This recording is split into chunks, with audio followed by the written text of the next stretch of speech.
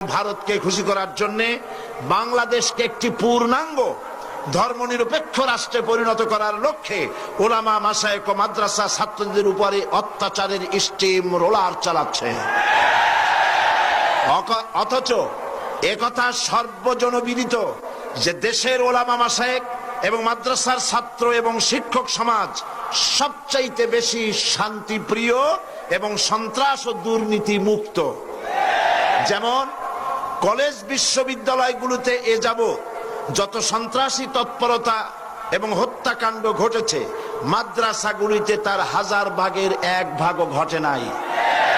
College বিশ্ববিদ্যালয়গুলোতে যত ধর্ষণের ঘটনা ঘটেছে, মাদ্রাসাগুলোতে তার 1,00,000 ভাগের 1 ভাগও ঘটে নাই।